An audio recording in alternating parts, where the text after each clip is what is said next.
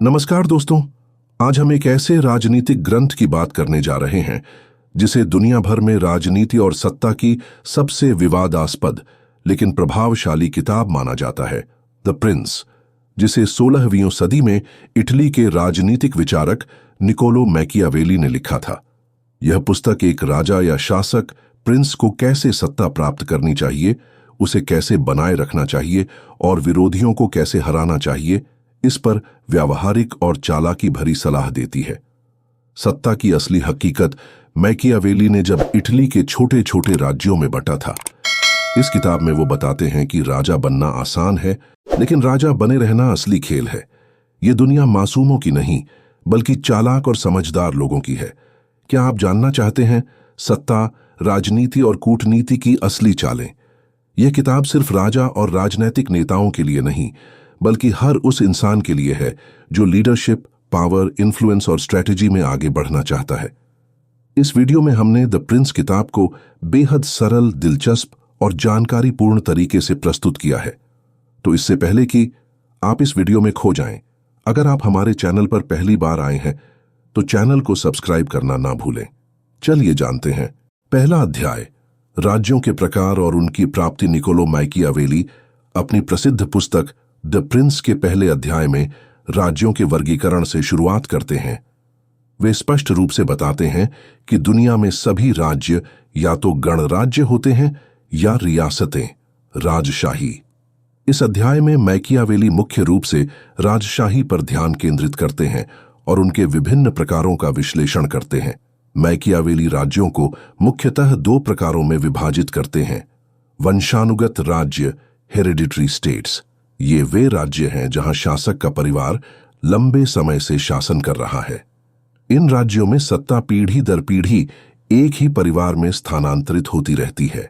नए राज्य, new states, ये वे राज्य हैं जिन्हें हाल ही में जीता या प्राप्त किया गया है।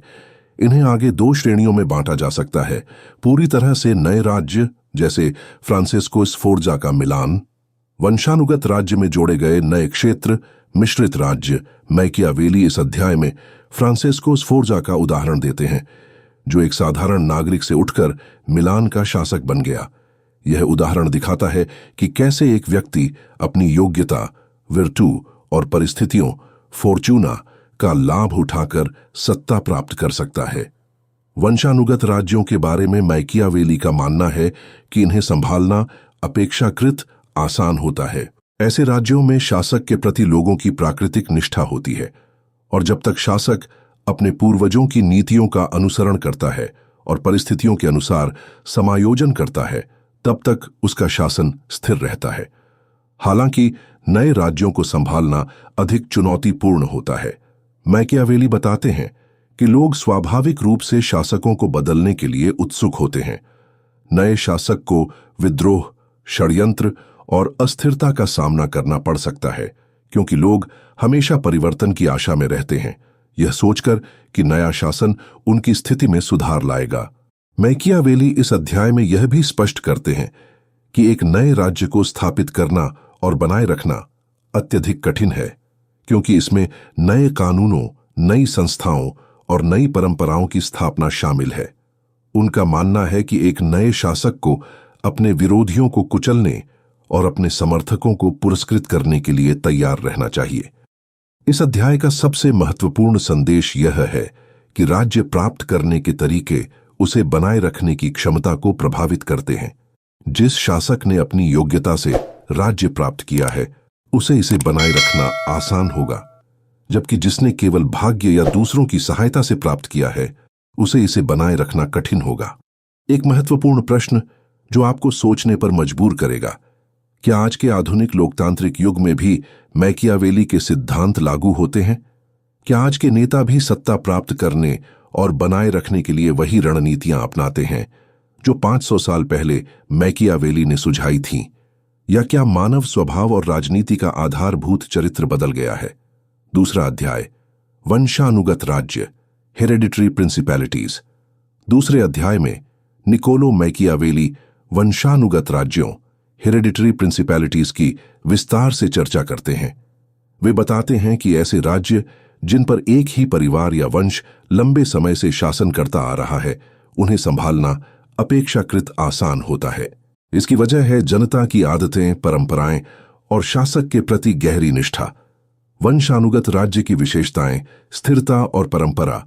मैकियावेली के अनुसार लोग अपने पुराने शासकों के शासन के आदी हो जाते हैं। वे बदलाव से डरते हैं और पुराने शासन को ही सुरक्षित मानते हैं।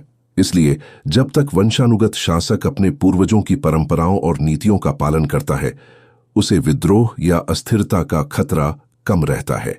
जनता की सहनशीलता। मैकियावेली मानते हैं कि जनता छोटी छोटी परेशानियों को सहन कर लेती है, लेकिन अगर शासक बहुत अत्याचारी या अयोग्य हो जाए, तभी वे विद्रोह के बारे में सोचते हैं। वंशानुगत शासक को केवल यही ध्यान रखना है कि वह जनता के धैर्य की परीक्षा न ले। पूर्वजों की छवि का लाभ। वंशानुगत शासक को अपने पूर्वजों की लोकप्रियता और छवि का लाभ मिलता है। अगर कभी सत्ता छिन भी जाए, तो भी पुराने शासक के परिवार को सत्ता वापस पाना अपेक्षाकृत आसान होता है, क्योंकि जनता की सहानुभूति और समर्थन उसके साथ रहता है। उदाहरण और व्यावहारिकता। मैकियावेली बताते हैं कि ऐसे राज्यों में विद्रोह या असंतोष की स्थिति में भी पुराने शासक के परिवार को सत्ता में लौटना आसान होता है। इसका उदाहरण वे इटली के विभिन्न राज्यों से लेते हैं, जहां पुराने राजवंश बार बार सत्ता में लौटते रहे हैं। वे यह भी कहते हैं कि वंशानुगत शासक को केवल इतना करना चाहिए कि वह अपने राज्य को उसी तरह चलाए जैसे उसके पूर्वज चलाते थे, और जनता के साथ किसी बड़े अन्याय या अत्याचार से बचे। अगर वह ऐसा करता है तो राज्य में स्थिरता बनी रहती है। मैकियावेली का मुख्य संदेश है कि वंशानुगत राज्य में शासन करना आसान है, बशर्ते शासक परंपरा, जनता की भावनाओं और पूर्वजों की छवि का सम्मान करे। उसे केवल बड़े बदलावों या अत्याचारों से बचना चाहिए, क्योंकि जनता आमतौर पर बदलाव नहीं चाहती। सोचने के लिए एक जिज्ञासु प्रश्न: अगर वंशानुगत राज्य में शासन करना इतना आसान है, तो इतिहास में कई बार राजवंश क्यों खत्म हो गए?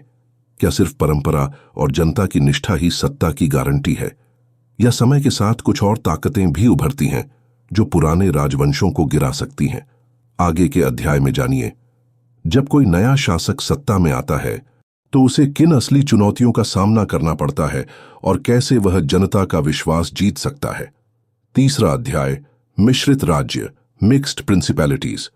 तीसरे अध्याय में निकोलो मैकियावेली मिश्रित राज्य, मिक्स्ड प्रिंसिपैलिटीज की गहराई से चर्चा करते हैं। मिश्रित राज्य वे हैं जिनमें कोई शासक अपने पुराने राज्य में नया क्षेत्र या प्रदेश जोड़ लेता है, चाहे वह युद्ध, विवाह, खरीद या किसी और तरीके से हो। मैकियावेली बताते हैं कि ऐसे राज्यों को संभालना सबसे कठिन होता है, क्योंकि नए क्षेत्रों की जनता अक्सर पुराने शासक के प्रति वफादार रहती है और नए शासक को बाहरी मानती है। मिश्रित राज्य की चुनौतियां। जनता की असंतुष्टि। नए शासक के आने से जनता को डर, असुरक्षा और बदलाव का सामना करना पड़ता है। वे अक्सर पुराने शासक को याद करते हैं और नए शासक के खिलाफ विद्रोह या षड्यंत्र कर सकते हैं।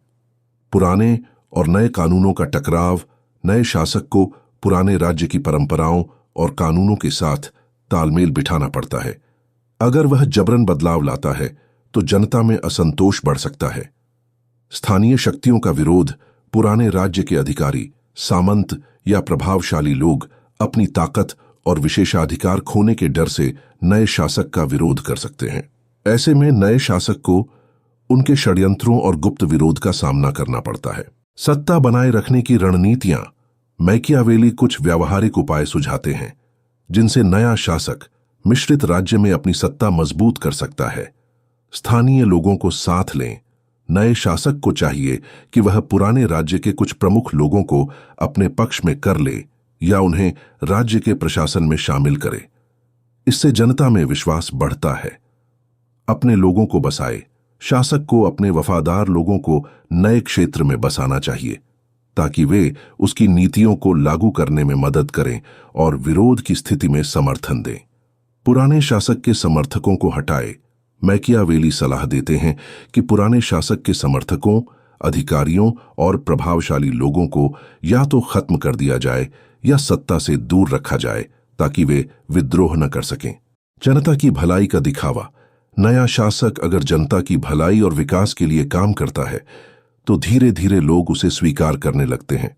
ऐतिहासिक उदाहरण, मैकियावेली ने फ्रांस के राजा लुई थासी का उदाहरण दिया, जिसने इटली के कुछ हिस्सों पर कब्जा किया, लेकिन स्थानीय जनता और पुराने अधिकारियों के विरोध के चलते अपनी सत्ता नहीं जमा सका। इससे यह स्पष्ट होता है कि मिश्रित राज्य में केवल ताकत या अधिकार से नहीं, बल्कि सूझबूझ, राजनीति और जनता के मन को समझकर ही शासन किया जा सकता है। इस अध्याय का संदेश मिश्रित राज्य में शासन करना सबसे चुनौतीपूर्ण है। नए शासक को जनता, पुराने अधिकारियों और स्थानीय परंपराओं के बीच संतुलन बनाना पड़ता है। अगर वह केवल बल प्रयोग या अत्याचार करेगा तो विद्रोह निश्चित है, लेकिन अगर वह जनता की भावनाओं, उनकी परंपराओं और स्थानीय नेताओं को समझकर चलाएगा तो सत्ता टिक सकती है। सोचने के लिए एक जिज्ञासु प्रश्न, अगर कोई शासक नए प्रदेशों को जीतने के बाद वहां की जनता का दिल जीतने में असफल रहता है, तो क्या उसकी सत्ता लंबे समय तक टिक सकती है? क्या आज के आधुनिक देशों में भी जब कोई नई सरकार या बाहरी ताकत सत्ता में आती है तो उसे वही समस्याएं और चुनौतियां झेलनी पड़ती हैं जो मैकियावेली ने 500 साल पहले बताई थीं? आगे के अध्याय में जानिए, जब कोई शासक पूरी तरह से नया राज्य बनाता है तो उसे किन असाधारण चुनौतियों का सामना करना पड़ता है और कैसे वह अपनी सत्ता को स्थायी बना सकता है। चौथा अध्याय, पूर्णतया नए राज्य, कंप्लीटली न्यू प्रिंसिपैलिटीज। चौथे अध्याय में निकोलो मैकियावेली उन राज्यों की चर्चा करते हैं जो पूरी तरह से नए होते हैं, यानी ऐसे राज्य जिन्हें एक शासक ने पूरी तरह से नए सिरे से स्थापित किया हो। ये राज्य न तो वंशानुगत होते हैं और न ही पुराने राज्यों में जोड़े गए होते हैं, बल्कि ये पूरी तरह से नए और स्वतंत्र होते हैं। ऐसे राज्यों को स्थापित करना और बनाए रखना सबसे कठिन होता है। नए राज्य की चुनौतियां, सत्ता की स्थापना में कठिनाई। नया राज्य स्थापित करने वाला शासक अक्सर बाहरी विरोध, विद्रोह और अस्थिरता का सामना करता है, क्योंकि जनता और स्थानीय शक्तियां नए शासक को अपनाने में संकोच करती हैं। पुरानी परंपराओं का अभाव, नए राज्य में कोई पुरानी परंपरा या व्यवस्था नहीं होती, इसलिए जनता को नए नियमों और कानूनों को स्वीकार करने में समय लगता है। यह अस्वीकृति विद्रोह का कारण बन सकती है। सत्ता बनाए रखने के लिए बल प्रयोग। मैकियावेली बताते हैं कि नए राज्यों में शासक को अपनी सत्ता बनाए रखने के लिए कठोर कदम उठाने पड़ते हैं, क्योंकि विरोधी शक्तियां और जनता दोनों ही नए शासन के खिलाफ हो सकते हैं। सत्ता बनाए रखने की रणनीतियां। मैकियावेली इस अध्याय में कुछ महत्वपूर्ण सुझाव देते हैं जो नए शासक को सत्ता बनाए रखने में मदद करते हैं। अपने बल और सेना पर निर्भर रहना। नए राज्य की रक्षा और सत्ता बनाए रखने के लिए शासक को अपनी सेना और बल पर पूरा भरोसा करना चाहिए। बाहरी ताकतों या स्थानीय सहयोगियों पर ज्यादा निर्भरता खतरनाक हो सकती है। पुराने शासकों के समर्थकों को खत्म करना। नए शासक को पुराने शासन के समर्थकों को पूरी तरह से खत्म या निष्क्रिय करना चाहिए ताकि वे विद्रोह न कर सकें। जनता के हित में काम करना। जनता को यह दिखाना जरूरी है कि नया शासन उनके हित में है। इससे धीरे धीरे जनता का विश्वास जीतना संभव होता है। नए कानून और व्यवस्था स्थापित करना। नए राज्य में नए कानून और प्रशासनिक व्यवस्था को मजबूती से लागू करना चाहिए ताकि शासन स्थिर हो। ऐतिहासिक उदाहरण, मैकियावेली ने फ्रांसेस्को स्फोर्जा और सेसारे बोर्जिया जैसे शासकों के उदाहरण दिए जिन्होंने पूरी तरह से नए राज्य स्थापित किए और कठोर कदम उठाकर अपनी सत्ता बनाए रखी। सेसारे बोर्जिया ने अपने दुश्मनों को खत्म कर सत्ता मजबूत की, लेकिन उनकी मृत्यु के बाद राज्य कमजोर हो गया। इस अध्याय का संदेश नए राज्य की स्थापना और उसका स्थायित्व दोनों ही अत्यंत कठिन कार्य हैं। शासक को न केवल बाहरी और आंतरिक विरोध का सामना करना पड़ता है, बल्कि उसे जनता का विश्वास भी जीतना होता है। इसके लिए कठोरता, रणनीति और सूझबूझ की जरूरत होती है। सोचने के लिए एक जिज्ञासु प्रश्न, क्या एक नए शासक के लिए सत्ता बनाए रखना केवल कठोरता और बल प्रयोग से संभव है, या उसे जनता के दिलों को जीतने के लिए भी कुछ अलग करना पड़ता है? और अगर ऐसा है तो वह क्या कर सकता है जो पुराने शासकों ने नहीं किया? अगले अध्याय में जानिए, जब कोई शासक सेना और युद्ध की कला में निपुण नहीं होता, तो उसकी सत्ता कितनी टिकती है? और क्यों मैकियावेली युद्ध कला को सबसे महत्वपूर्ण गुण मानते हैं? 5वां अध्याय, ऐसे शहर और राज्य जिनके अपने स्वतंत्र कानून हों।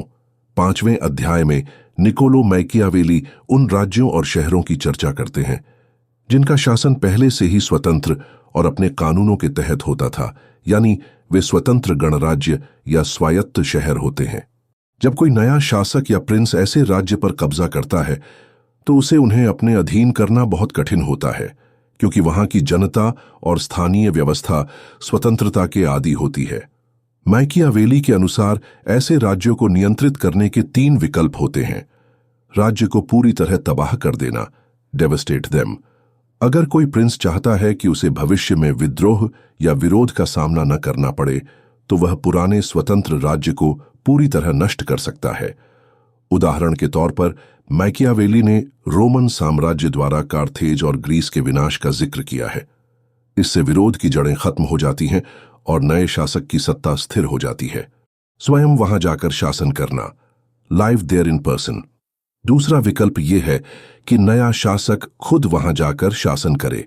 इससे वह स्थानीय लोगों को नियंत्रित कर सकता है और विद्रोह की संभावना कम हो जाती है। क्योंकि दूर से शासन करना मुश्किल होता है, इसलिए स्थानीय सत्ता को मजबूत करने के लिए शासक को अपने निकट रहना जरूरी है। स्थानीय लोगों को सत्ता में बनाए रखना, एस्टैब्लिश एन ओलिगार्की। तीसरा तरीका है कि नए शासक पुराने राज्य के कुछ स्थानीय प्रभावशाली लोगों को सत्ता में बनाए रखे, लेकिन वे लोग उसके प्रति वफादार हों। इससे स्थानीय व्यवस्था बनी रहती है और जनता को भी लगता है कि उनकी परंपराएं सुरक्षित हैं, जिससे विद्रोह की संभावना कम होती है।